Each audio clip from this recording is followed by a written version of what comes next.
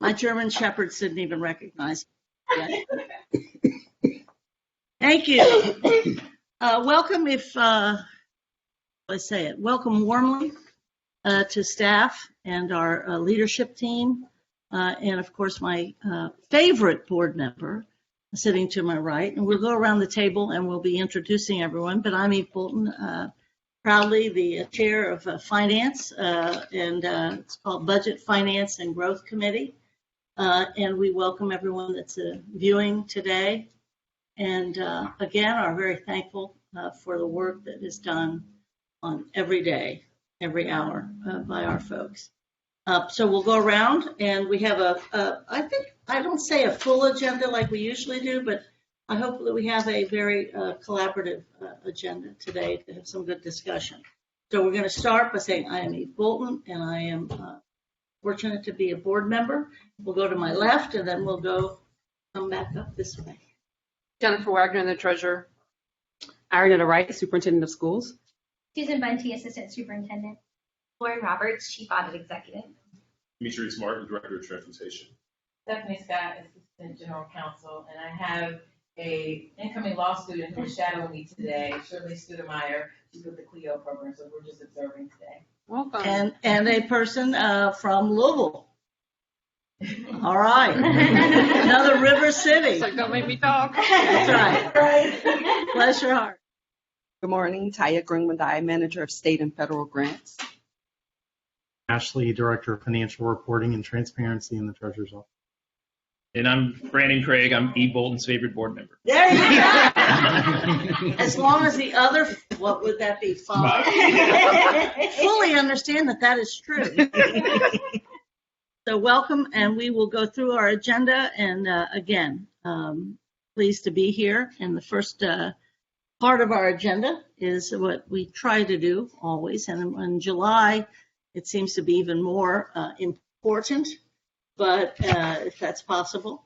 But also, it is also not quite nailed down. Is that the correct way to go? And maybe you can explain what July actually means to us versus June or May, Madam Treasurer. Sure, but I thought we were going to do some other business first. We're going to do some other business first. Okay. So the first item on the agenda is the monthly financial reports, and they're draft because it's June 30 represents our fiscal year end, and it takes us a little bit longer to close the year than it does a normal month, and so we just want to make sure that all of our transactions are accurately booked and we get ready for the audit. So from June to July is a closing year of the fiscal year. For the public, we have like 3 different kinds of starts and finishes, which is always confusing. There is the calendar year, and the board works by the calendar year as to who's assigned to what. There is this fiscal year, which takes us from July 1 to the June 31st or so, or whatever it is. And we also have a school year. But regardless of those different years, we do have, and maybe because we enjoy commencing as well as ending, I know the board has asked me to make sure that we celebrate, and I know the superintendent and the treasurer feel the same way, celebrate the departure of a veteran CPS staff member, principal, central office person, and even, if you will, assistant superintendent. And the district that is inheriting her is extremely unfortunate because she will actually set the standard for everybody else in your district. For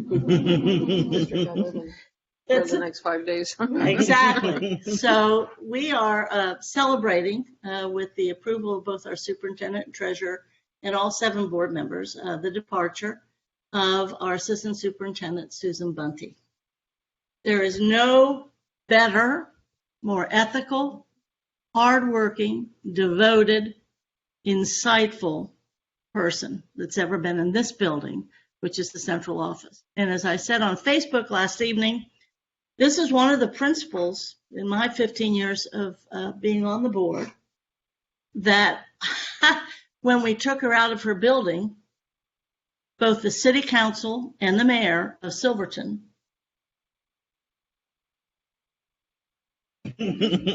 They came close with 8 fully official efforts to tell us not to bring her to the central office because she was so meaningful in creating. And very frankly, I know treasurers are fantastic.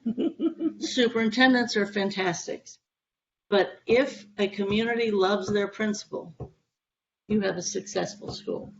So Susan, on behalf of the Finance Committee, and Mr. Morosky has expressed his great love and interest in your future, we want to say farewell, or as they say in the old movies, hail and farewell.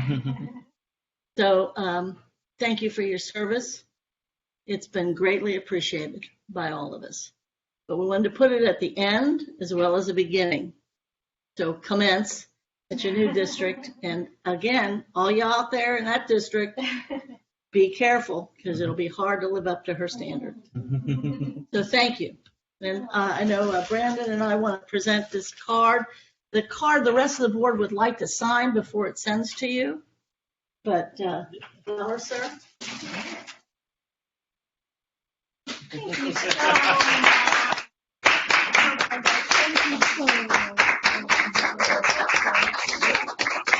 Thank you all.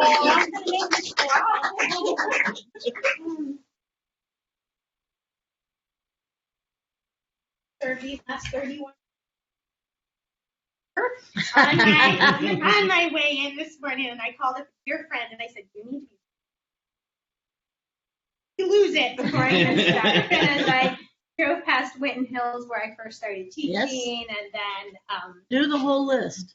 so I started as a baby teacher in Winton Hills, and then went to Crest Hills year-round school and served neighborhoods my whole teaching career, and then went to SCPA where I met Shauna Murphy. We were both assistant principals together, and then from SCPA became a principal at Hartwell, K-8.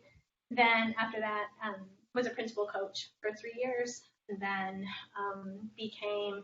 went back to, it was a 3-year position, so then went back to Silverton, director of student service. Has been an absolute pleasure.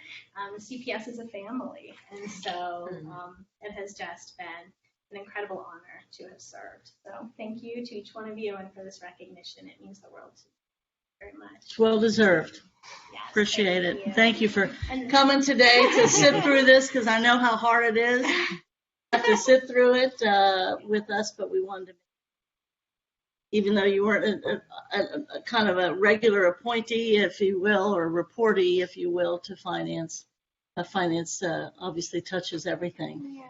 And Mr. Morosky and my favorite board member and I wanted to make sure that we had some, at least a ribbon on, the whole experience. But I appreciate it more than you do. And I will allow you all to get back to the real world. all right. I'll see you. Thank you, Susan.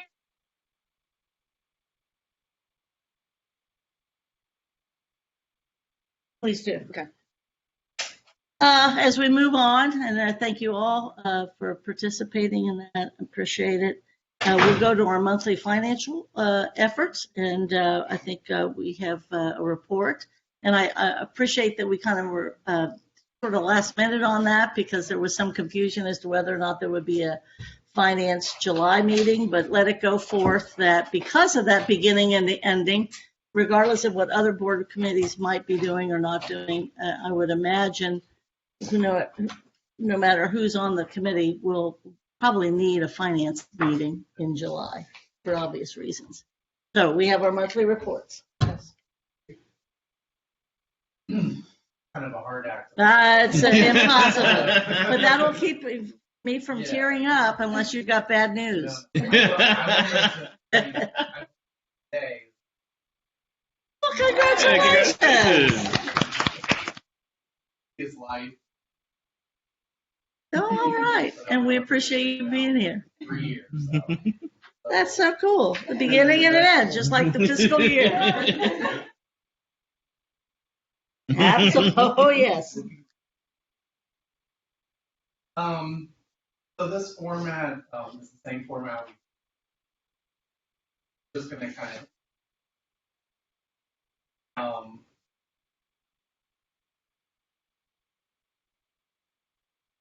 So So this is a comparison.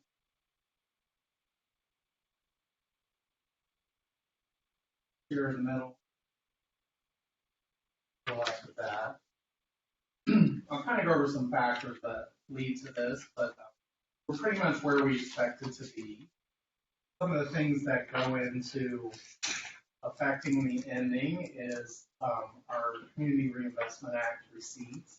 The timing of those may cross fiscal years, so that one of the factors that may make the balance of a little less this year. A couple other factors are at the end of the fiscal year, we do an advance out of the general fund to cover grants that are waiting on reimbursement from ODE. And those kind of fluctuate from year to year. For instance, this year we advanced a little over 19 million. The year before we advanced 17 million. And the year before that, I think it was 9. So there's a timing issue related to that affect the general fund's ending balance at June 30th. Another thing is the timing of expenditures and the carryover of encumbrances, which the carryover has been fairly consistent the last 3 years. Can I just make a comment about that? Yeah. So just for perspective purposes, 109 million in cash would represent about 50 days worth of spending. So it sounds like a lot, but it's not. Could you kind of explain that a little bit? So if you take our annual spend was 559 million divided by 260 operating days, spend about $2 million a day. So the cash of 109 divided by 2 million a day is about 50 days worth of cash. No other revenue were to come in. For the benefit of the public, every day that our district is in operation. We spent, yes, on average, we spend about $2 million a day from the general fund. Well, that sort of sets the standard, doesn't it? So we better be doing it right. Yes. That's great. Yes. Okay, thank you. All right, the next slide is a 3-year revenue comparison. And one of the things we tried to quantify with the light blue is what the change in the pass-through funding, as we talk about every month with community schools and the other transfers. So that 82 million represents the deduction for last year, for the entire fiscal year.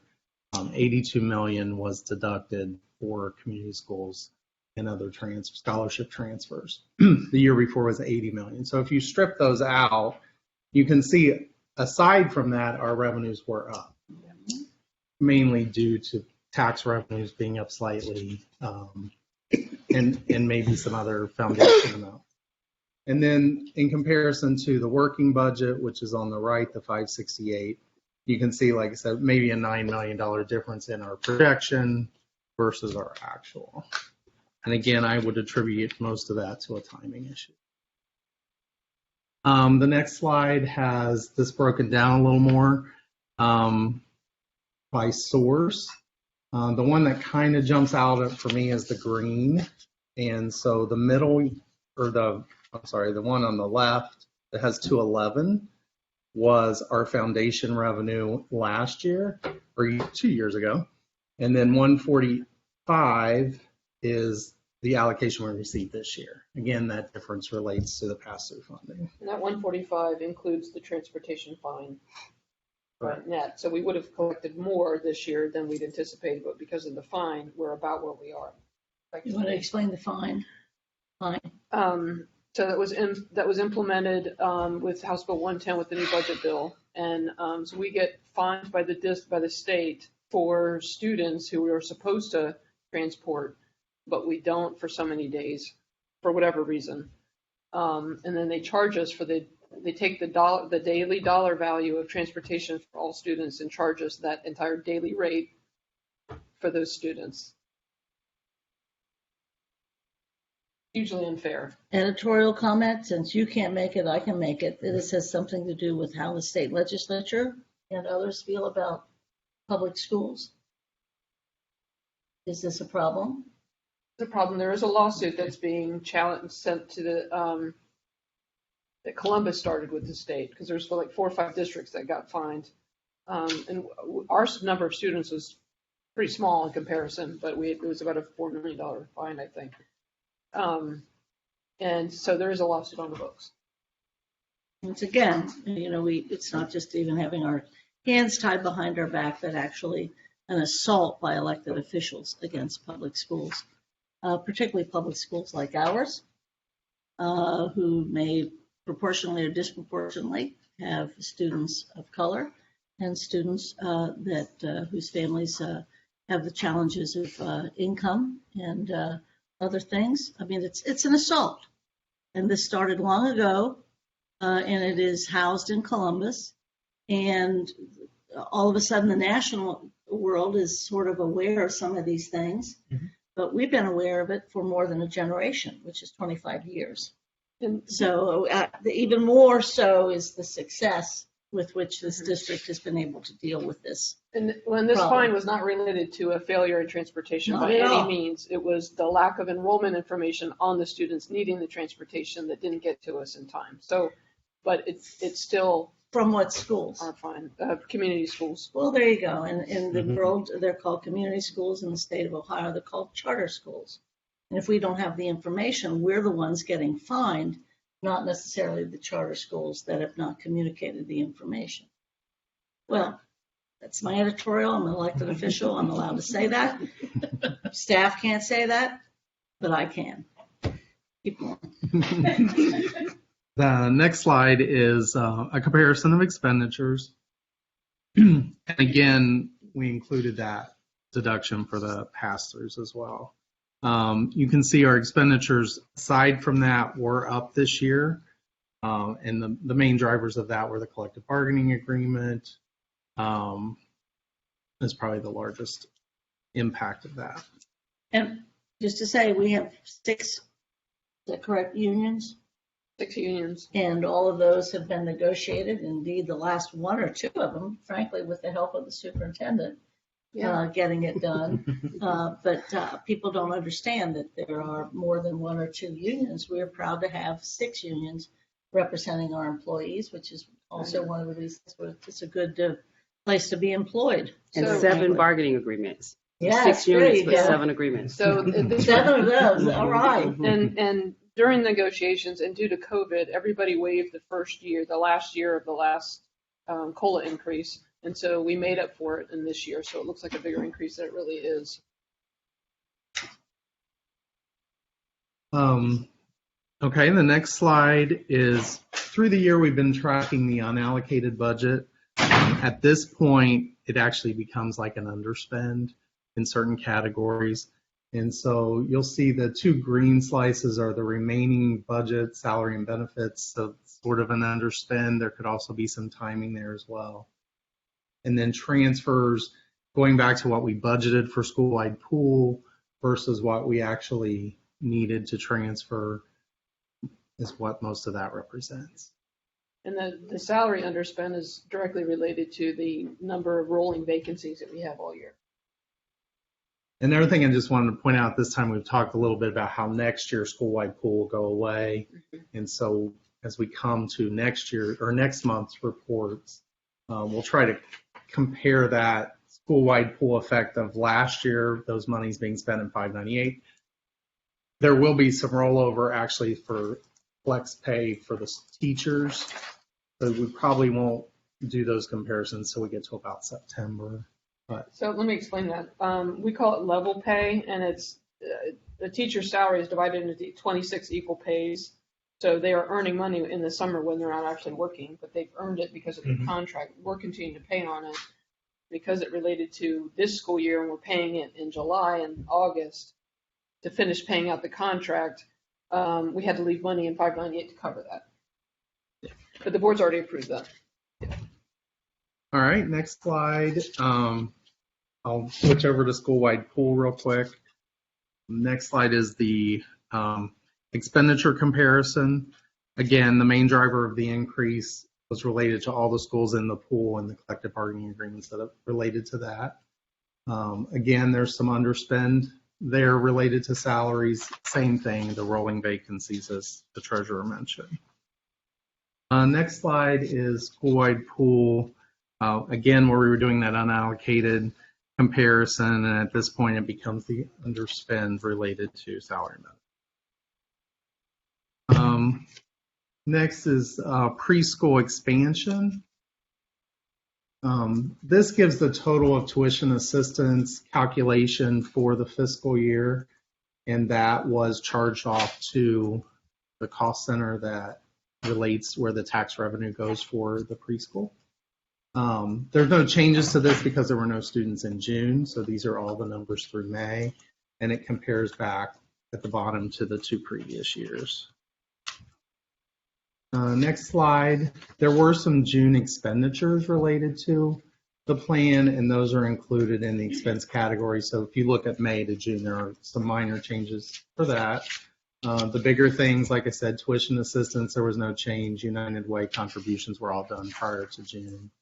But this graph is showing this year's or FY22. I have to keep thinking which year we're in. FY22 budget versus FY22 actual, and then it compares to the prior year's actual. And I think that's all I have as far as the slides go. Any questions? My persistent question always is preschool promise, preschool expansion, CPS versus the private sector, and the reserve amount that we've been maintaining since the original accumulation of revenue with the first passage. Can we talk just briefly about that a little bit, or? Yeah, so when we passed the levy in November 16, we asked for immediate collection instead of a year in arrears like our other levies. And so we started collecting in January of 17, but they were in startup mode, and so none of us spent any of that money until school started.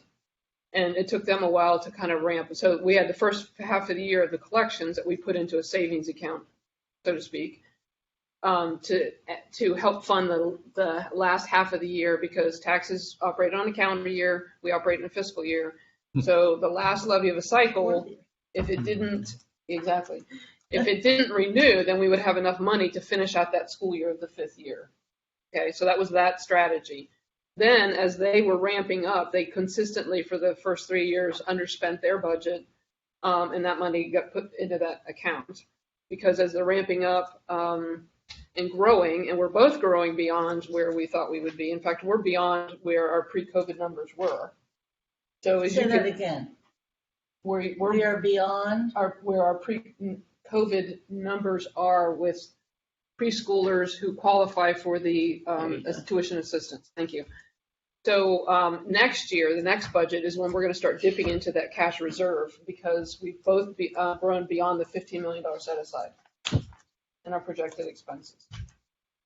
And is there a reason, it doesn't have to be a justification, but a reason why it appears, at least on our publicly produced charts, that are shared monthly and will be shared quite extensively during our levy effort, which is coming up. We're allowed to say that 4-letter word in public session, as long as nobody's actually working on it during the school day or in the premises. But the board can at least reference it. Except her. She's allowed to talk a lot about it. So she's going to be a busy chick. That's right. For about 110 days. That's right. 90 days we're on. I'm ready. That's the spirit. That's the spirit. Tell it. That's right. But at any rate, can we explain that the private sector efforts, and by the way, this is historic, that nobody else is doing this, at least to my knowledge, statewide, or in the state, I should say. It appears that CPP, that Preschool Promise, is spending more of that public dollar amount than we are. Correct. That's correct? Yes. What is, now I'm going to ask, what's the justification for that? We have other revenue sources. So the master agreement indicates that the $50 million set aside for tuition, or $50 million that's set aside for preschool expansion, was to be applied as last dollar in.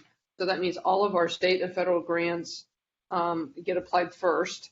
And then with the students who qualify for tuition assistance, then we can tap into the levy money. United Way is the trusted entity who manages their finances for Preschool Promise. They have the same thing. They just don't have as many financial resources as we do as Last Dollar In. Now, our half is also spent. We fund the special needs staff to assist the preschool students who qualify for disability services, either the diagnostics or intervention services. So we fund that out of our portion, and on top of what they're spending. And why is it that we fund the special needs piece? It's our obligation legally, or we're doing it morally, or it's in the master agreement? All the above. You got it. So part of their costs are actually being assumed by us, That's correct. and that is part of the agreement. Now, the agreement is up for renewal or revision or whatever, and I know we've granted an extension of those negotiations. Is there other things that we need to be looking at? I think Dan's online, or did you want to address it? Dan can. Okay. Talk about it later. Great. General Counsel, Mr. Hoyne? Uh-oh, there he is. Hi, friends. COVID. Feeling a little COVID-y today.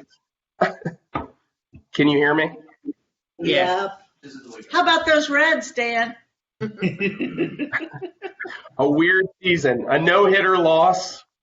A walk-off balk. Yeah. I love it.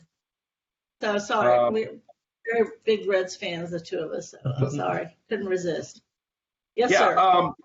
obviously, I've been following the conversation. Jen's accurately described, I think, our relationship. With negotiations are ongoing, in terms of, I don't think we're contemplating any sort of major changes in the arrangement, but Preschool Promise, in addition to receiving tuition assistance funds, has over the last 5 years received quality improvement funds, which they've used to hopefully improve the quality of some of the private preschools that where we've got kids in Cincinnati. So it's not just tuition assistance that Preschool Promise has been using.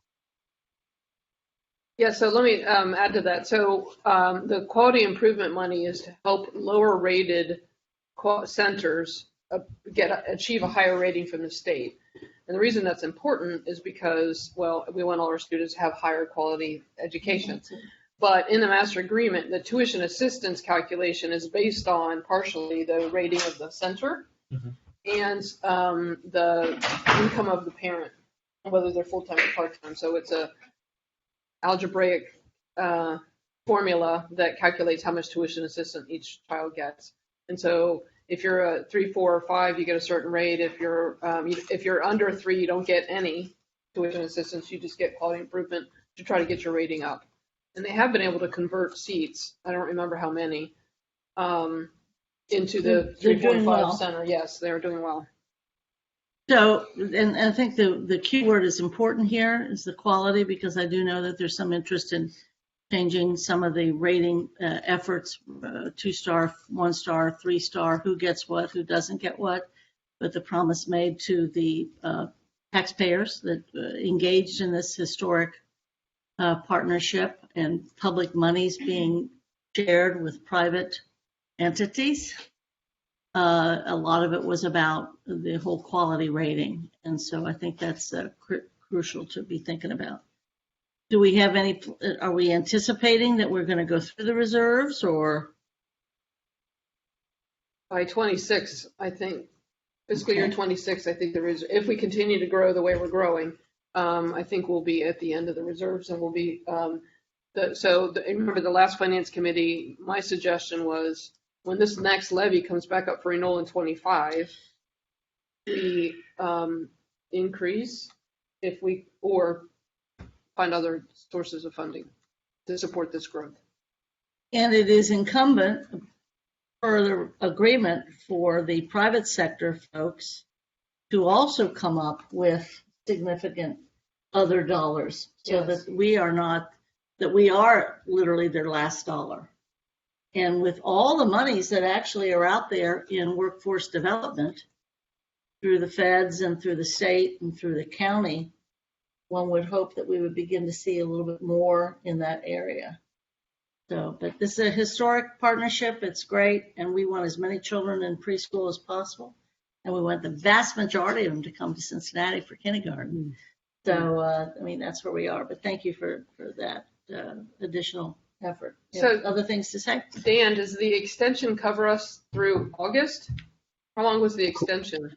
Correct, through August. So the board indicated that they would agree to a short extension, but a working extension. So just through the end of August. So board staff should know and be able to communicate to the president of the board that we would be looking at some sort of agreement regarding preschool, certainly as early as no later than September something. Is that right? Is that, or even August, which works, Dan? As soon as we, I think reach an agreement with Preschool Promise, we'll share it for the board's final approval. Or Maurice, other folks have any issues or questions? Thank you very much, and thanks for the monthly financials. Any additions regarding monthly financials? Keep going. Ms. Grandbundai? Yeah, she's got it. My favorite chart. The state and federal grants, so yet another calendar cycle. The state and federal grants Now we're up to 5. Yeah. have a 15-month grant cycle. This is 15 months. We have sections on top section public grants. And so we have a total of 38 grants, and they are valued at $75 million.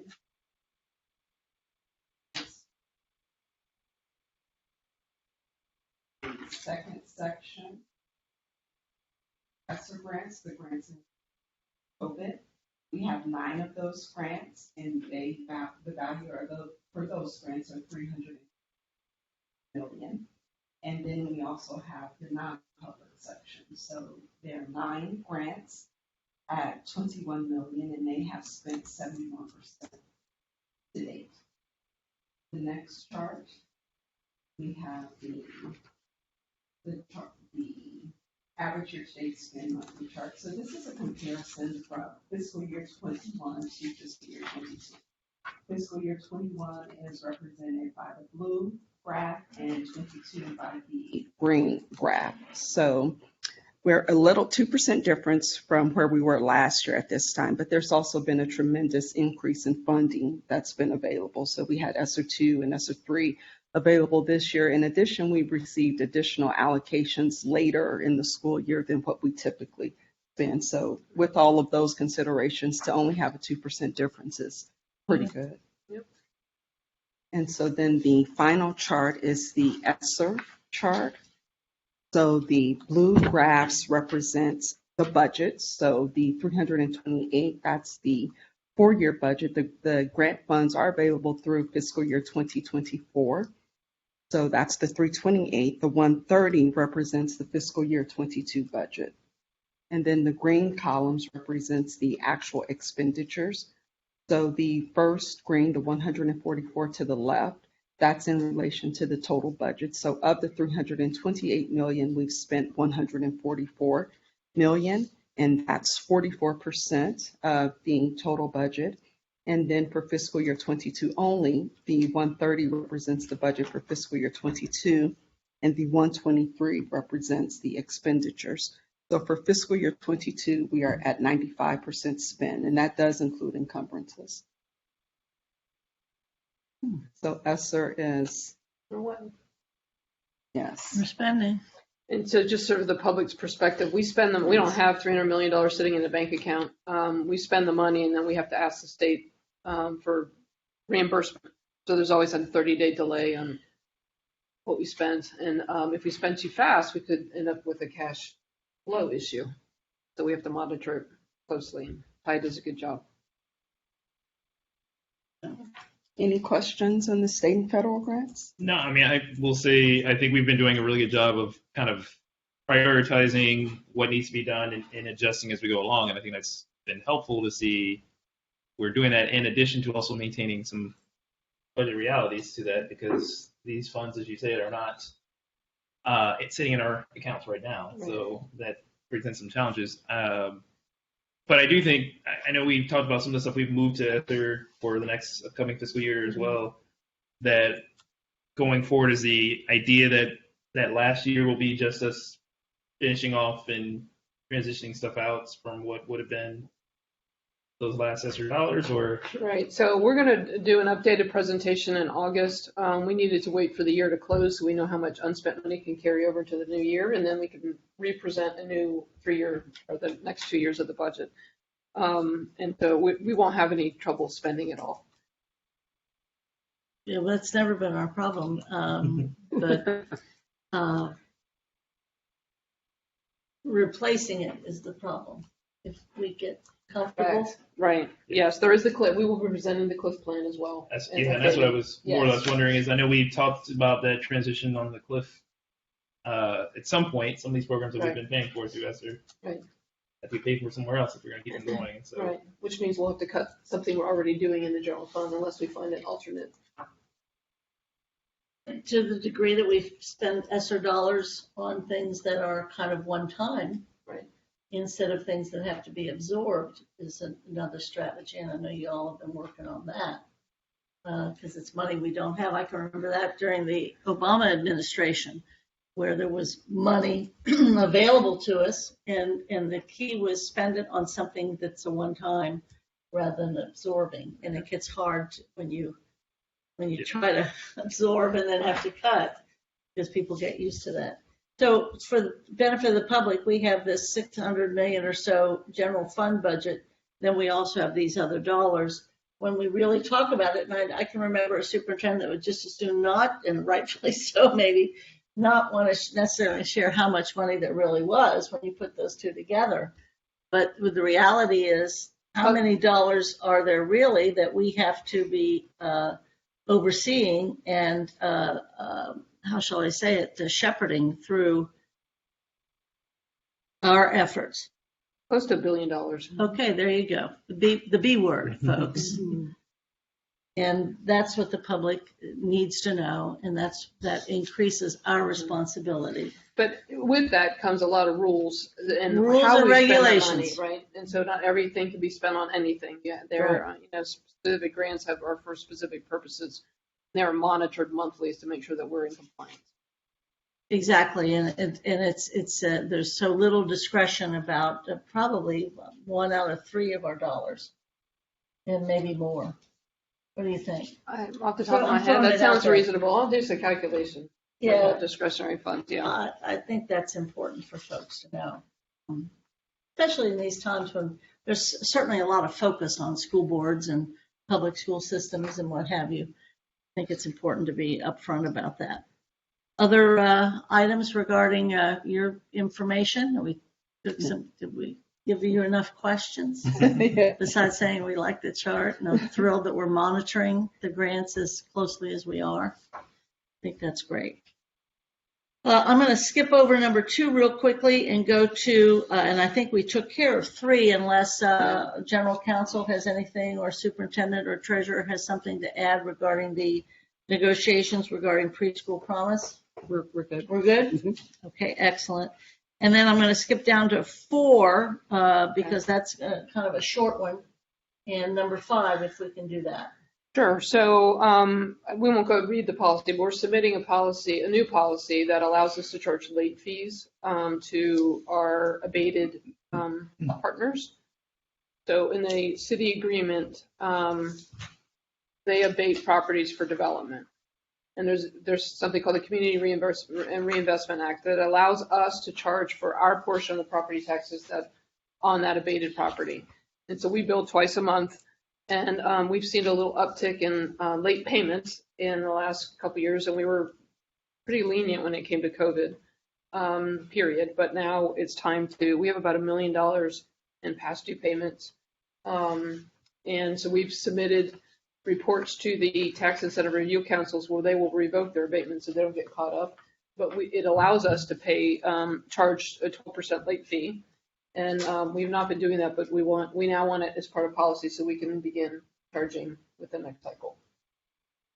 So we submit, there's a draft letter for you to review, and if you're okay with that, we can submit it to policy. Unlike a number of the other committees, and maybe this is something that needs to be changed, but any finance policy efforts come first to finance. Even when we do the review of existing policies, we send finance policies to finance, and then the finance committee sends it back to the policy committee. And it's not a bad way to go. Maybe other committees would be interested, but definitely for finance, which is highly technical about what needs to be done. But I'm happy with the draft and sending it back. Is there anything within the draft that you think might be something to highlight to the policy committee to make mention of, or things that might need your somebody's explanation at the next policy meeting? Policy's meeting this month, but it's because we want to get things done before the school year starts. But I don't think this has that kind of urgency, does it? No. So this could wait for board staff that's watching, this could wait till the September policy meeting? Yes. Okay. And legal counsel helps draft the policy, so they're on board. This is cool. Thumbs up. We're getting to the public. All right. So Good. I just couple questions. Great. So the first one is the idea behind this also is there would be a period of time where we would try and get everyone up to being on time with their payments, and subsequently we would put up the policy would take force. Yes, we have an internal escalation process. 30, 60, 90 days. We always try to make attempts because sometimes the billing agencies change names and the bill goes to the wrong place because we don't know or whatever. So we have an internal escalation practice before we contact the county and the city. And then for any folks who would feel there was either an error or in that process, there would be some type of review within that. Yeah. Or at least a process of appeal or review. Right. Yeah. Yes, we review monthly, and then we talk about any like specific challenges internally in the department, and then we give guidance to our accounts receivable team, and then he consults with legal counsel when needed. Okay. Yeah. I mean, I think it's more than needed in given the fact that we have a lot of folks who, and continuing will be a lot more folks who will have these different statements that we have responsibilities to collect their funds, and if they're not paying those funds. Right. These are abatements on commercial properties, not residential. Just for the public that's perspective. Very important. Right. Even if you're talking briefly about CRAs and commercial versus private, so people don't get confused. So a commercial property is defined, unless it's changed, Dan, correct me if I'm wrong, but it's 3 units or more, or is it 4 units or more? I think it's 4 or more, so I think it's 4 or more.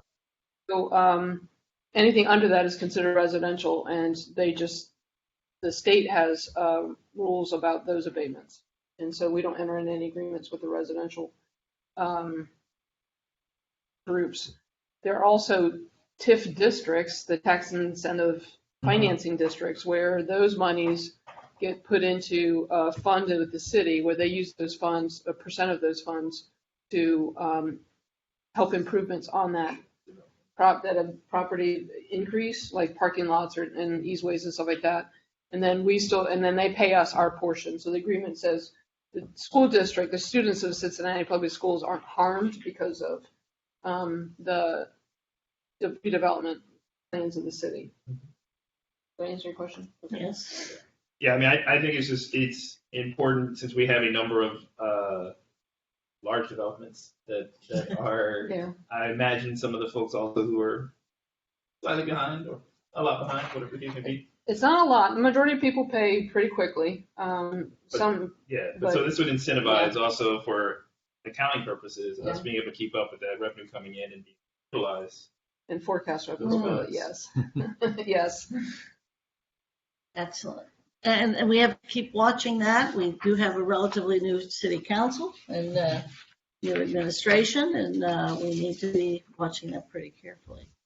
If you would do the KPI too, if that would be okay. Yeah, so one of the things that the district wants to do is to start evaluating vendor contracts that provide services to us, to the children of Cincinnati, and determining what their measures of success are ahead before the board approves them, and then we monitor their performance to determine whether we're going to continue reinvesting. Are we really getting the bang for our buck and what was intended?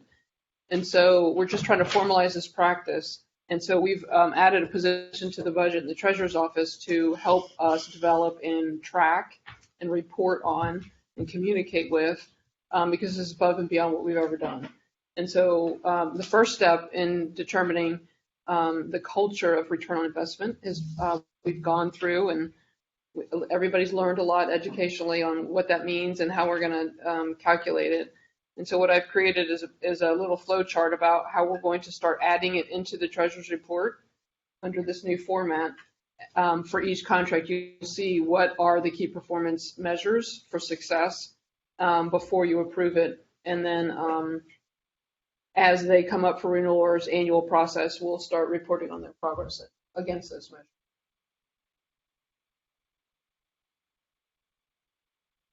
Yes, and again, it would seem that we need a protocol as to how and which ones we can't do all of them. Yes, there's quite a few. Okay, so my point is there needs to be some sort of established, agreed to protocol between you and the superintendent that says this is the protocol that we're using. And, my issue is always these contracts, these huge contracts.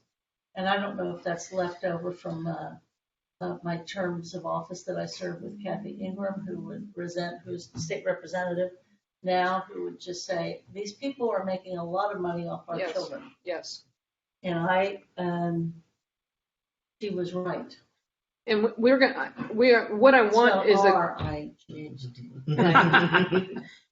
and we've been working very closely on this. I know you have, and I'm looking for daylight on this one because this is an area where light is needed. Finance Committee reviews all contracts that are coming up for renewal that are over $200,000 or more. I don't want to limit that because the little dollars, the little contracts add up to a lot of money because there's a lot of them. Mm-hmm. And so we want to start with the big ones, but we're going to continue to phase in so that it just becomes our culture on everything we do. And I think the thing to add here is we initially had the conversation about it, and I will, I applaud the work that's happened already with this through the treasurer's office. But I do know that this is one of the areas that I really wanted to make sure that we put personnel in place to manage and monitor this process. So, while the treasurer shared, this is, let's not add right now, we can figure it out and work through it. It was really important. And so we added a position to the budget for this purpose. So I think that's really important to note. The second thing that is, as we look at reorganizing our template for contracts, that's where we start. Let me back up even before that. For our larger contracts that we have to do the RFP process, the expected KPIs would be included at that point. Yeah. So before individuals start applying for our RFPs, they know what our intended outcomes are. So therefore, as we're going through the process to review whether or not this is a vendor that we're going to work with, ahead of time what standard you will be held accountable to.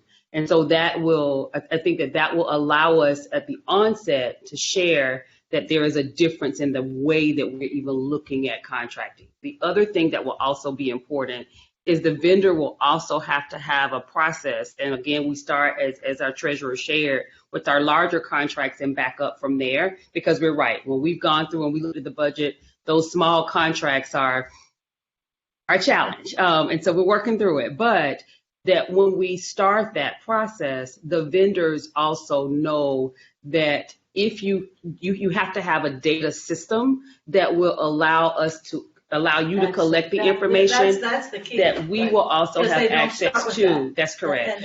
And that's our fault over many years, although the treasurer's worked hard on all of that.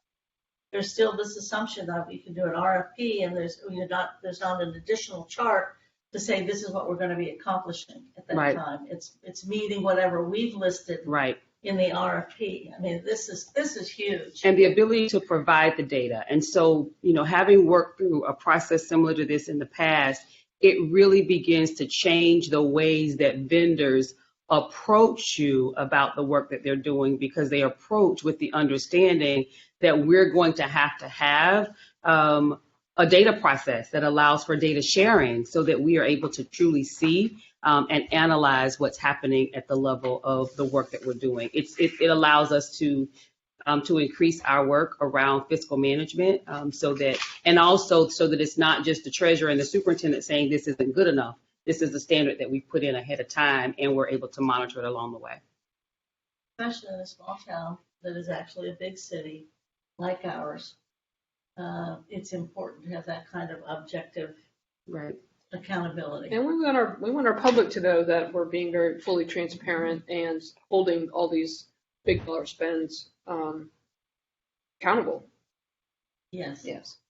Yeah, I think there's also a culture change within this that's going to be a part of how we reach out to grab vendors in the future and how we approach situations, especially even with small vendors, because right now sometimes it's about a service, and so you need the service done, and people think about it in that sense, but there's the other end of it of what does the service do?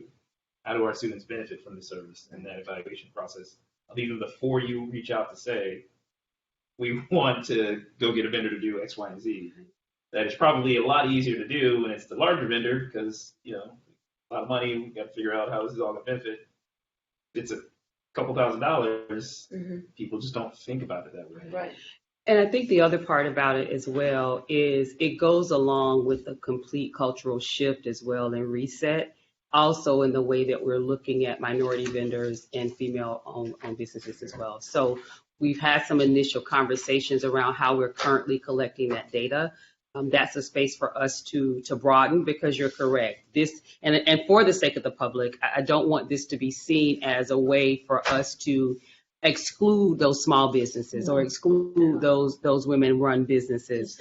But at the same time, we also want to make sure that we're leveling the playing field, that we have consistent information that we're getting from individuals.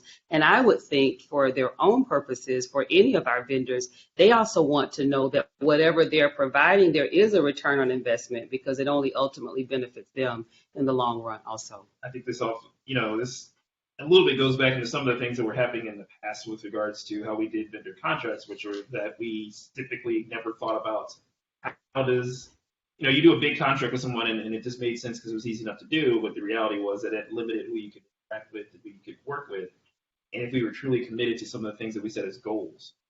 So that drives us back into the idea is if the goal is to achieve something within the classroom, what's the best way to do that? It may not always be the least expensive or the least requiring of time and effort. Or the most familiar. Yes. Right, that's right. But it may actually result in better results for the students. And so if that's, I think that's an awesome thing that we're tackling with this, because that really pushes us past where a lot of folks are when they think about these things. They're thinking about it more from, again, that student-centered approach. And it does challenge the networks that exist, that have existed too. You're going to have to justify your performance. Yes. Instead of, we know you and we're just going to keep doing this. Great. And again, if there's a protocol that we can kind of agree to, if there's an emphasis on contracts large to small, because also in a micro world at each school, the same thing is happening. So we don't, but to the superintendent's point, we don't want to make anybody think we're trying to block out anybody, but we want to be able to justify the spend. So that's the KPI. So we've taken care of 5, and we have taken care of 3, and we've taken care of 4. Is that my reading on that one? Yes. And the 4 will go to September? Yes. Okay. The staff knows that. If we can go back up then to this really remarkable experience called transportation, which I understand as a really old person on this board has been a problem for 7 years. So welcome.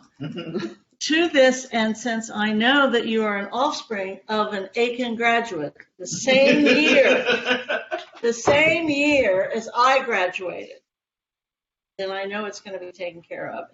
Next you as the person that really should be involved greatly based upon the last audit meeting. As I read the audit minutes, our internal auditor is very much involved and has been, but there was a lag from the 2019 report that you filed versus where we were at the end. So I think the first thing for our new person, at least I think that's what you are, Mr. Demetrius. He hasn't even been in 30 days yet. I don't care. Yeah, the kids are getting ready and they're standing on the streets right now. So I think that one of the places to start is to look at that situation back to 19, because the audit committee was concerned that, fortunately we had wonderful interim folks this past year to try to right the ship or right the bus or what have you. But they were even unaware of the 2019 internal audit that gave some good ideas. So, and things have significantly changed since then. Vendors have changed. Metro's reduction in their service to us has changed. So maybe before we start down this transportation line with the superintendent and our new folk, maybe we can hear about you. So if you'd like to introduce yourself. Demetrius Martin just recently signed on as the Director of Transportation July 1st. Born and raised in Cincinnati, Ohio. I graduated from Hughes. Big Red. Immediately after graduating from high school, went to the Marine Corps, served 6 A Marine too, good. And for the past 13 That's what it's going to need. You need to taste the beach It's her head. medication today. Exactly. I'm fired up. I warned everybody. Thank my people for coming in, and this is. She's on medication, arthritis medication This now. is the staple. Yeah. But yes, we will need to take care of this situation. graduate, immediately after graduating from at San Antonio. Well, great. Welcome back. You have a hell of a job ahead of you. It'll be fun. We're ready. We're ready. We're ready. So thank you. And I also want to just publicly thank Mr. Martin for coming in and jumping right in, 2 feet in both hands as we're getting this work started. And it's really been refreshing to begin that work together. As you know, as he transitioned in, simultaneously, our interim chief of operations was transitioning out, has had some medical issues and is not here and will likely not be returning for us. And so we're working through the process. The former interim is on vacation right now. And so it's been trial by fire, but we've been working through it and actually taking it all in. So just a few brief updates in terms of the contract. We've also followed up with Lauren as well and just asked, they've had some initial contact and we are going through that process, but going to slow down just a little bit to give us time to get school started. There are so many different areas that we're still working with. One of those you mentioned this morning is charter transportation. And so we want to make sure that we're on a level playing field in getting school up and running so that we can really give the kind of time and attention to the audit. We've reviewed all of the audits and audit findings that are necessary so the team is in place to move forward there. So in terms of SORTA, Metro, I think that, and Dan is on the line as well, I think that we're in a good place. I think we have, as of this morning, and he's still reviewing it, but as of this morning, we did receive the final updates for a joint meeting that we had. I've actually met with SORTA twice this week, the CEO on one day, and then the other day it was both of our teams that came together and worked through all of the additional concerns that we had, talked about our implementation plan, talked about our joint communication plan so that we make sure that our families are ready. And Dan, I don't know if there's anything that you want to add in terms of that, but there's not been anything at this point. Everything that we've said at this point that we thought were important for the contract has been addressed. Agree. Yeah, I don't have anything to add. Did I agree? I don't have anything based on his lips. That's okay. Okay. And they're going to go through on Monday. Yes, that's correct. What's going through? all of the contracts that we have. Can I ask a question real quick about the plan there? Because I think one of the things that so not the specifics of the plan, but the actual goal of the plan is to get the schools up and going and get us ready to go for day one. I want to make sure that we are somewhat leading that communication off to our families about that, because I don't think that was one of the struggles the last time around also, Yeah. is that we were so blindsided that our ability to communicate to our parents in a way that was effective wasn't always there. Yeah. So information that we've gotten there from staff has been, staff that's been doing it a long time, has been a bit murky. And so there was a process that had been used in the past by administration to send out, to mail out cards to the students. For whatever reason, last year, we decided not to do that administratively. We gave the cards to the individual schools, and then the schools were to disseminate them to families. That caused some concern and some miscommunication. So in terms of the routes are up. In about 2 weeks, the parents will be able to also go online, self-project for the start date to actually see what their transportation would be for SORTA. We, as a district, we are going to mail to them the cards as well for their routes, like we've done in the past. We'll also have them available for them at the schools for orientation. So that they're able to work through that process also. They have done some additional routing so that there is, they're going to give me the specifics in terms of the time, but one of the questions was around the frequency of the buses that were coming through. And so they've also added additional routes to that frequency. So you're talking, and it's a pretty wide span, but you're talking about an average of 8 minutes from one bus to the next bus that would come through the routes. So as I understand, and so, Chair Bolden, I'm kind of reading your face, but as I understand. Very, very concerned. You're reading it correctly. Yes. As it pertains to SORTA. Okay. So I want the treasurer to offer assistance here, because I was under the impression that we were expected to bring the contract on Monday. This is our last meeting, that we were supposed to bring the contract then. Did I miss something there? No, we need the contract approved before service begins. So Right. Service starts beginning with the non-publics earlier in August than when we do.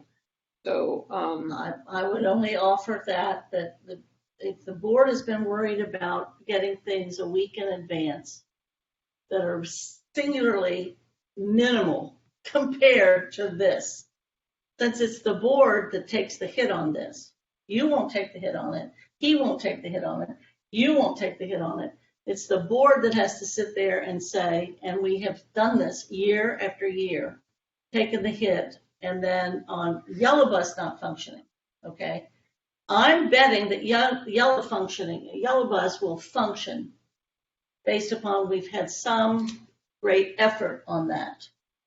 And there's been work done on that for a rather long time, and whether it's 7th and 8th grade being added to yellow bus, whether it's the efficiency piece that we spent money on to see how that could work, how they could help us.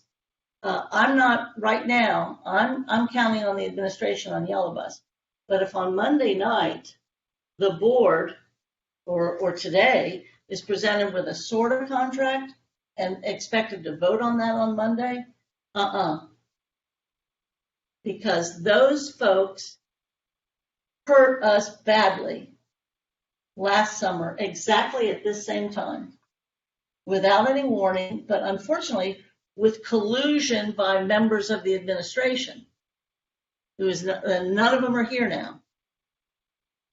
I would just say that you could separate, and I think we have periodically separated the whole yellow bus experience from the SORTA experience. But if you're asking us to vote on a SORTA contract on Monday, seeing it on Monday, even though that's July, I would believe that we could probably get a few or necessary board members to say, we'll have a special meeting after we've had a chance to see this. So I think another question that I have, and I don't have an issue with the special meeting. I think everyone knows I'm not available the last week in the month. My daughter graduates, so I will have to be virtual. I'll gladly do it, but I'll have to be virtual. But I will be at that graduation during that time. You're the only untouched person Well, I wouldn't So say what that. no, I wouldn't say say that.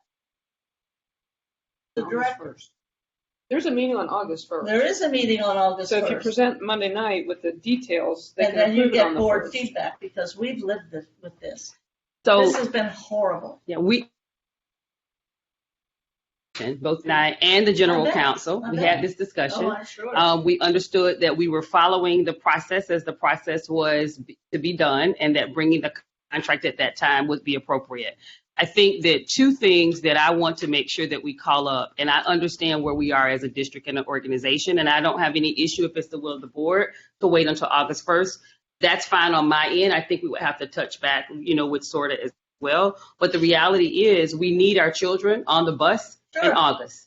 So we don't have, if for whatever reason we don't approve the contract right now, there doesn't appear to be anything in negotiations or in the language that we have that would be outside of the earlier discussions from the concerns of the board. And I'm saying that from the standpoint of leadership in the organization. It would be very different if this was something, and no disrespect to Mr. Martin, but it'd be very different if it was something that the team was just reporting to me. I've really been involved in the conversations with them directly in terms of expectations, deliverables, how we're doing follow-up, how we're doing the communication, what we're expecting in terms of reporting, so forth and so on. So I just want to make sure that part is clear, that it's not something that's left to, because honestly, as the new superintendent of the district, it is my desire that we move through this as seamlessly as we possibly can. So, because to me, I don't separate myself from the board. If there is a challenge that happens in the district, regardless who the community is talking to, I'm the leader of the district. Right. And so it is important to me to make sure that we work through all of the issues that we need to work through with SORTA so that we rebuild the confidence that the community has in the work that we've already done. And so where that to me comes in is what we're doing in terms of communication, where we're looking at in terms of the routes, getting the information out to the families so that they are able to access what those routes are, doing setup at any of the orientation sessions that we have. SORTA is also coming to our back to school events that we have as well. They're bringing a bus for them to come on. So we've invited them to come. They were not already invited. We actually invited them to come because we need to do all of those things to make sure that we're answering all of the questions. So Dan, I don't know if you want to weigh in on anything here, but of course, we had this previous conversation. So go ahead, Dan. Yeah, no, I mean, I think our thinking in bringing these to the board on Monday is exactly what you said at the end. Time is of the essence in terms of being on the same page as SORTA in terms of getting passes distributed, routes routed, et cetera. And SORTA prints our passes. So they print all of our passes as a district right now. Now, next year, this is a different conversation, but I do have to bring everyone back to the fact that I started on May the 2nd. So when I walked in on May the 2nd, we at that time did not have the capability, and we still don't, to print individual passes, individual ID cards even for our students across the district. We don't have that mechanism in place. And so by next year, I already have the team working on it in terms of being able, because all of our students need an ID. We need to know for a whole lot of other reasons, but SORTA prints the passes for us. They print the passes individually. And so we in the past have had them to print passes for all of the 9th through 12th grade students.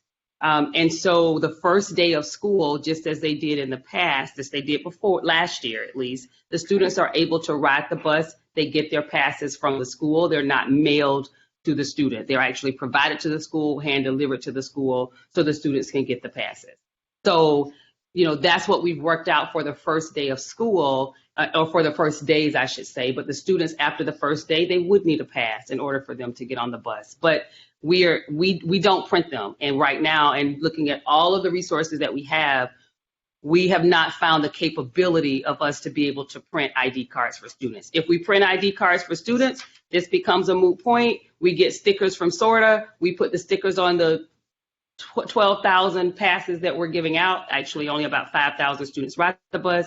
But we put the passes on the 5,000 and we're not having the conversation. But right now, SORTA prints individually every pass that we actually have. My suggestion to all of this, having lived through this now, is if the vendor is determining what's happening to our students, not us. And that's a problem. Because last year, they didn't care. You would have to, I think at the very least, you can present whatever it is that you all have negotiated to the board this coming Monday, and the board can react because the board has not seen this. I don't even know if it's in the treasurer's Not yet. report Not yet. or in the, so forget that right there, and I'm not one of them, of 3 or so board members that have insisted on seeing something a week in advance, something this important. Because frankly, there's 2 things that have to happen. The community has to love our new superintendent, and the community has to know that the buses are running correctly. PK 12. If that's not happening, bad things are going to happen. So I'm just saying at the very least, until we see what it is that has been negotiated with the people that betrayed us last summer, and there are staff members not even in this district because they were part of the betrayal, we cannot make a decision for our teenagers. Somehow our teenagers always get left out of this whole experience. If we cannot find a way to get our teenagers to their schools in an appropriate and safe, coordinated way, and if we cannot stop being dependent upon the vendor telling us what's going to go on. Now, you may have negotiated something fantastic, but I haven't seen it. And I trust our legal counsel. I trust you. I trust our treasurer. I even trust the new person. You know, what can I say? Mr. Martin, because he's new. Yes, exactly. My point is, this goes very deep because we defer to the administration year after year after year after year after year after year and after year.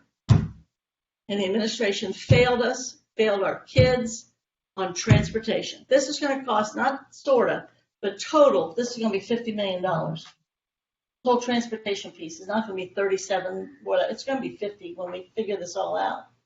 Sort is the least part of that cost. But we bought passes for kids that don't need them. We have had open passes instead of what we used to have, where we could know when the children got to school and when they were leaving, and if they were an extracurricular, they had an additional pass. We've lost control while SORTA has expanded its ridership, and that's what they've done, and actually not been truthful to the community about what's legal and what's not legal, because they made the community think, and their own board think, that it was illegal for them to have these extra routes, which our legal counsel has proven that it is not illegal for them to have that. And I'm not even suggesting we go back to where we were. But by God, we cannot do what we did this year because, I mean, attendance alone, let alone our culpability and liability as to having these children going anywhere at any time, or having our staff care well beyond the school day, 30 minutes front, 30 minutes after, that somehow we're still responsible for these kids. So yes. I would just, all I ask is that you just introduce this perhaps this Friday, today, what the contract might look like for SORTA, and ask for board response on Monday and get input and tell SORTA, hey, maybe it's great. I don't know because we haven't seen it. But if board members don't like getting a $34,000 contract less than a week ahead, let me tell you, I would assume that they're going to want to be able to participate, and maybe that August 1 is where, and maybe I would assume there might be changes in between.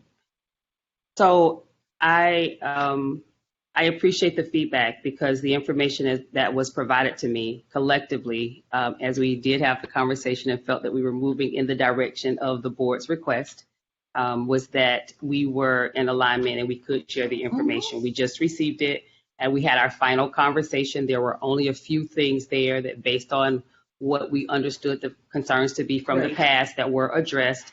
We had that final conversation yesterday, and we received the updates this morning. And so that's one thing. In terms of the previous, I think we have to talk about, we understood that all of our information needed to be updated on Thursdays before the board meeting by 5 p.m. And this one is a bit different. So we understood that. We thought we could add it in. So I am definitely, and Dan, I think we could have some conversation with SORTA with the understanding around that. For us, we would need to continue to move forward with planning because Absolutely. August the 1st does not give us enough time. And I don't think that they're driving that in terms of the vendor driving what we're doing with the kids. My concern is by August 1st, I would like to be in a position, by the week of August 1st, I would like to be in a position to notify families about their bus routes across the board, with school starting 2 weeks after that. So that's a part of the concern. So if the answer is the 1st, if the answer is an emergency meeting next week, whichever the answer is, we don't, we want to make sure that we're able to, within that week, begin notification to parents, because the longer we take Absolutely. with the school year starting, the more concerned families will become. We also want to have opportunity to over communicate the routes, the times, the location. I mean, we want to be able to do that, and so. I couldn't agree more. Okay. And I'm hearing that, yes, because that was part of the issue last year when the betrayal occurred, which is we didn't have any time to communicate, so it ended up being vendors communicating with our kids and our families. No, we want to be in control of that communication. Absolutely, and because that's singularly important. I agree. Our teenagers are under assault, district-wide, citywide. This is a dangerous time for our teenagers, and we have to create as much stability and opportunity for them to get to school as possible. I will not apologize for being a devotee of teenagers. They're the best human beings on the whole world. You're among crazy as they friends are. with that. You're I among know you friends. are. You're among friends. I appreciate that. But I think maybe just reasonably, it is good to assume that if we have the possible contract or the conditions of the contract shared on Monday, and if they can go out in written form or whatever, if that's possible, beforehand, that's great. But do not expect a vote from this board, I wouldn't think, on a new contract without having an opportunity to voice interest and considerations. But again, I'm speaking only about Metro SORTA, not speaking about Yellow with our little people, because there's been that long time that we allegedly have had to work those things out. But with SORTA and contract and reliving last August and last July, no. I mean, I think, am I overspeaking that the board would want to see it first and then vote? I would Or say maybe it's just me. I don't know. I don't think it is just me. But I would say maybe the approach that we can take is the presentation of it, thorough presentation of what's in the contract and whatnot on Monday, and then at that time the board can decide whether or not at that point we're prepared to vote on it, or whether or not we want to schedule a special session. I personally would rather do a special session just for that specific issue, rather than wait till August 1st for the exact reason you were talking about, which is I think the struggles of last year and previous years, and having been at the district when a school year started and folks were calling when we had yellow buses where people where their kids were supposed to go to, which is a large part about, yes, the system as a whole.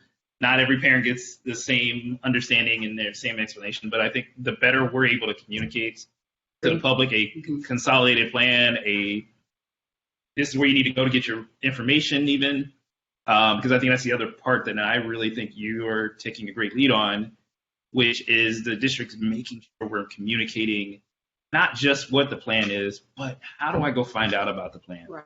When do I need to know about this plan? When do I need to have my kid out there? It's going to be a really crucial thing to getting people on the buses, because in some cases last year, part of the bus problem was the fact that kids would get on to get to school. How do we get them back home was not always their full understanding of their route. And so you had teachers and paraprofessionals and and crossing guards and everyone else trying to help get some kids home, where in theory, if we had been more prepared as a district to be able to handle that, we could have been able to help in that situation.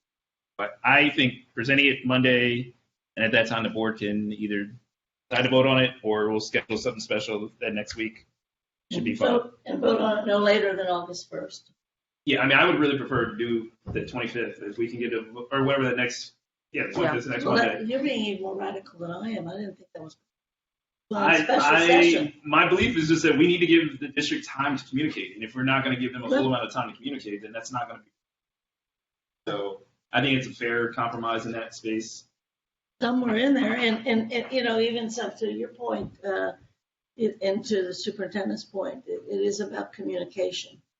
But if a kid has to get up at 5:10 to get to school at 8 in order to keep a schedule, that's not helpful either. That's helpful to sort of. It's not helpful to us. And there are, maybe you guys have worked this out. There are neighborhoods that are not receiving service, whether they're Amberley Village or Winton Terrace. There are a number of things that are the case where it's very difficult for our kids. So I do relive that one sentence I heard from the interim superintendent back then of, well, we can get our kids fully acclimated to what time they have to and what buses they have to have, then it'll all work out. Yeah, but at whose convenience? The children, the families, or sortas? I mean, this is so it's a concern to me. So yes, I think present it and show us how it's different than this year. And I'd even do a chart to show you how it's different than what it was 2 years ago. Because 2 years ago we had extra routes, and that's never going to come back. Got it. So my question is procedural. So do you want it in the treasurer's report and then you want to pull it Monday night if you don't like what you see, or do you not want it in the treasurer's report and just plan on it being in the next? I would say put it in the treasurer's report with the anticipation that if we all think it's great, it looks wonderful, and we decide we want to vote on it at that time, that may happen. I can't predict necessarily what my other fellow board members will do. Because every time I try to, it will be something different. Exactly. All right, so we'll make sure it's in there, and then you can pull it. Yes, but they're now the treasurer's report. But you're going to have either as part of the treasurer or the superintendent is going to have to present at least the Metro SORTA contract in its specificity. And I would suggest comparing it to what we had last year. And I lived through that. And what we had before, and knowing we can't have the historic piece, but also knowing that no child can have more than one transfer. That all worked in. So showing us how you've adapted to the new laws regulating. What was that schedule? It was that option G, I think, right? That you guys had asked the direction that you guys. For the yellow? Was it the yellow or was that? Was all we ever agreed to was yellow. Yeah, the yellow is the one we haven't agreed to anything about SORTA. Recommendation from the superintendent. Right. Okay. But I have complete confidence in the administration. I just have so little confidence in this particular vendor after what happened last year. So this is in no way derogatory, negative, bad about us. It is all about that vendor and telling us what they can do and what they can't do. And they're sitting on $80 million. I'm sorry. So we will work on that. So we'll have it in the treasurer's report, but we'll also be prepared to do a presentation for the board as well. And there needs to be a comparison because we do have 3 new board members who did not live through that. 2 of them left after that, and I don't blame them. But I think that would be helpful. The board will not receive that today, though. No, and they can't. That today. So I just want to make sure that I'm fair and appropriate for staff. The board will not receive that today. We'll get it Monday as soon as possible. As a result of the finance discussion, or just that this is something to get, and maybe nobody even needs to know from a standpoint that they're not going to get it today, but this is a presentation for the first hearing too. It'll be fine. Okay. We're good. Okay, great. So the third bullet under that was more about all contracts and guidance from the board, because there was a concern over the multi-year, how many multi-years. Yes, please. So that this isn't just related to transportation contracts, but our purchasing director's in the midst of doing some RFPs, and she needs some good. guidance on what's the rule of thumb we want to follow on multi-year contracts. I'm just, my understanding from finance this year, last year as well, is that we were concerned about 5 years. Correct. Second, that, any more than 3 is of concern, but we did do all those yellow bus contracts as 5 years. I lost my mind at that meeting, if you'll all recall. It happens ever so often. Moving Medication forward. or not. But that worried me. But you said that those things could be adjusted. General counsel assured us that there were, annual checkpoints and whatever. Correct, Mr. General Counsel? All of our multi-year contracts include an annual approval and appropriation by the and all of the yellow bus contracts include that language. But so what I'm hearing you say is a maximum of 3 years, because what we've had this trend over the last few years is a 3-year contract plus 2 one-year renewals that ends up being, and it's always that. We always take advantage of that. So I just want to be very clear with everybody. Maximum of 3 years, no additional 1-year renewals. Is that correct? I mean, guaranteed, no. I mean, that thing needs to be negotiated. No, we don't do something, any right? of them that are guaranteed, though. All of them have the option, Right. But I also think that I don't know how we do this, Dan, but I also would like to further elevate that the 1-year renewal is based on review. Excellent. Because as we walk through the last budget cycle and getting to recommending an approved budget, there are many of our vendors that, even though that clause is in the contract, they assume that it's already just a given. And so, we want to make sure that we're clear there. The other thing that I do think that it would be beneficial for us to be able to talk about, which the KPIs will help, because with the KPIs, there'll also be times during the year that data is necessary. So you're talking a cycle of review prior to the time of the end of the year to talk about renewal. So really, as a good partner, we also want to make sure that we're not waiting until the end of the contract to say we're cutting it for next year, but we've given some indication along the way that we have concerns here that may cause us to say we want to end our relationship moving forward. And I think this goes a little bit towards the goal of a longer term contract is always about getting that added benefit of security. Right. And I think some ways that added benefit of security has a cost to it, right? Mm-hmm. So if we lose that added benefit of security by shortening contract lengths, there has to still be some value that we gain out of it. So I think 3 years are fine. I think for most of the contracts, that's probably the reality. Standard, yeah. Anything longer than that really would be something that we would be probably looking at anyway as to whether or not we even want to do it in the first place. But I think that year-to-year evaluation process that we've already built into the way we're going to do vendors anyway, building that into the contract itself is an easy way. I think Dan had talked about this with regards to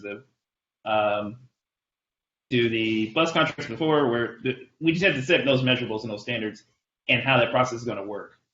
To your point of not waiting till we get to the end of the year and being like, hey, guess what, you failed. Right. To be able to say some marketable standard of evaluation throughout. And so I think as we think about those purchasing contracts, I think 3 year might be at this point the extent. It could grow if we see marketable increase within this process of evaluation. That gives us more of an ability to evaluate year to year. Because then if we can evaluate year to year, maybe that 5 year for some folks will work because we have the ability to cancel the contract based on performance an easier way. Right. And a more realistic way than we do when we have done in the past. Yes, that makes sense. Thank you. And then, of course, as soon as we say that all of that, we do have an issue, that where, Dan,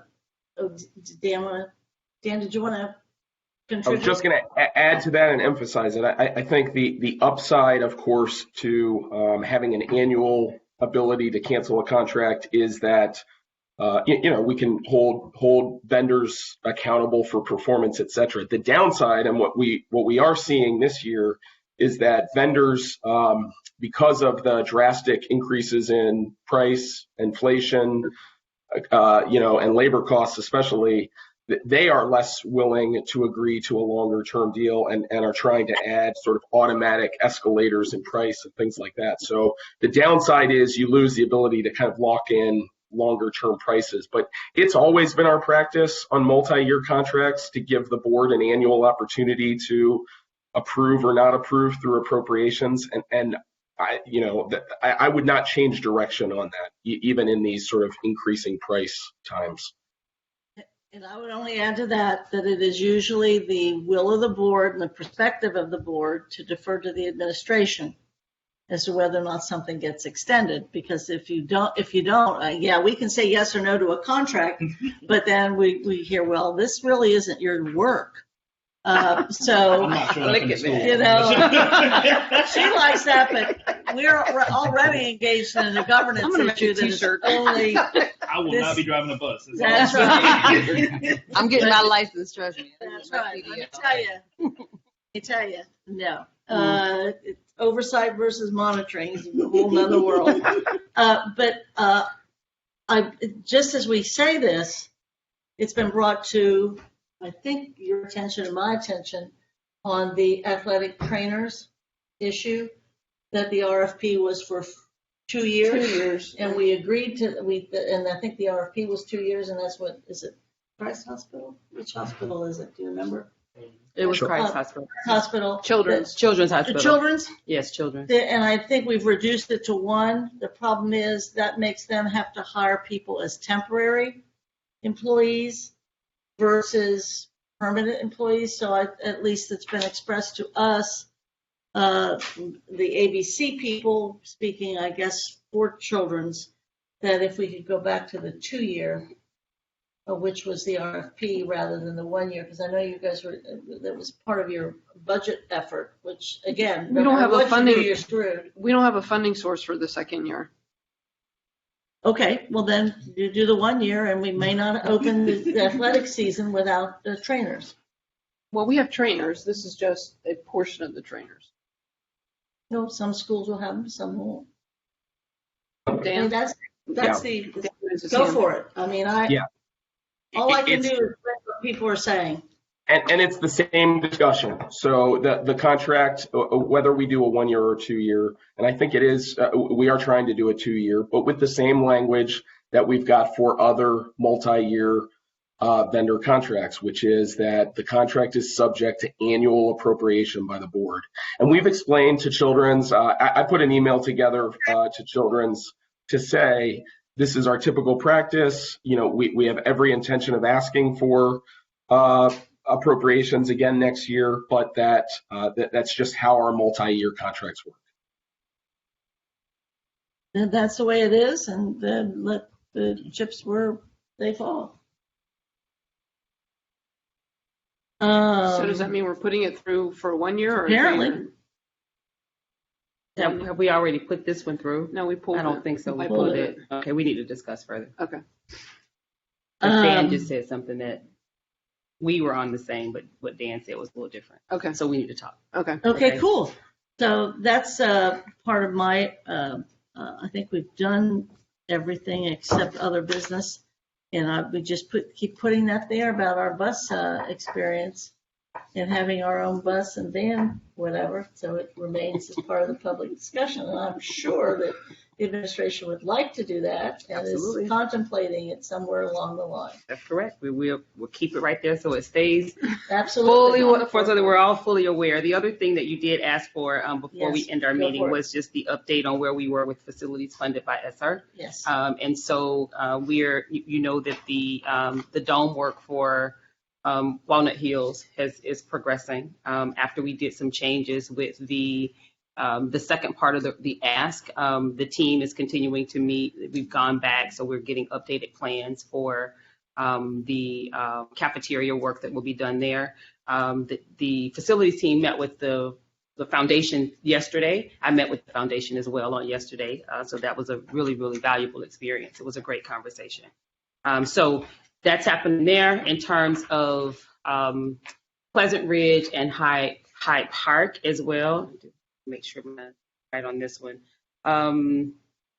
We're finishing up Pleasant Ridge, and then Hyde Park, we're scheduled to start with construction around August the 15th. So that'll have to go through, through the time of the school year. I was able to walk the facility about 2 weeks ago where the changes are going to be, just to have a visual before and after. So we're progressing. We will also have, the team is providing for me as well, just an updated project timeline so that we're able to monitor that along the way and share out periodically with the board where we are. Well, and I applaud, unless this has changed, on the amounts of money for the Walnut Hills expansion, that we did determine that, you offered them that $4 million for the cafeteria piece as well as the dome, but still out there from the original amount of money that we were talking about, which was what, 13? The original budget was 13 and got increased to 15 because of inflation. Got increased to 15, and now it's, since we are not doing the additional classrooms. Right, it was reduced to 4.1, something like I thought it was 4, but 4.1, a little over 4 is where That it is was left reduced. over? That was reduced. that's That it the was reduced cafeteria. to. Okay, great. So it's at 9. Is it around 9? 9-ish. That we need to. I think that, and I have not had the opportunity to talk to Member Craig about this, but I do think that the finance is going to be very preoccupied with facilities as this moves forward and making those, as well as the ESSER funds. Just keep in mind and that enrollment. There's a rule with ESSER that X% has to be spent on learning loss. Sure, I think it's like go for it. 20%, right? 25, yes. 25? Mhm. Okay. Just want to keep that out there. They can't all be on facilities, but No, not at all. Right. And that's cool. Okay. And we're pleased with the adjustments that have been made. Do you or the administration have any others? I want to ask when we finish, because it's not part of our business today. I do want to ask about one of the treasurer recommendations from the treasurer report. But I think that will start to take care of us if everybody's okay with where we are. And sorry to be so adamant about transportation, but again, I want comments the ran out. district.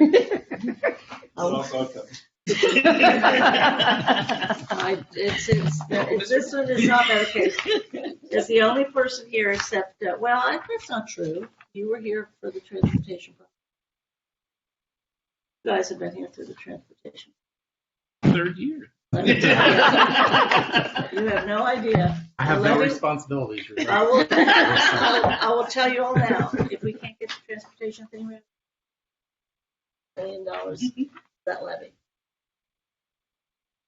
If they don't like our new superintendent, and we can't make the buses run, no, it's all on her. It really No, I is. said we all love her. Well, I do. I'm just saying, this climate, we cannot look as incompetent as we looked, or as abused as we looked last year, or as powerless as we looked last year. That can never happen again.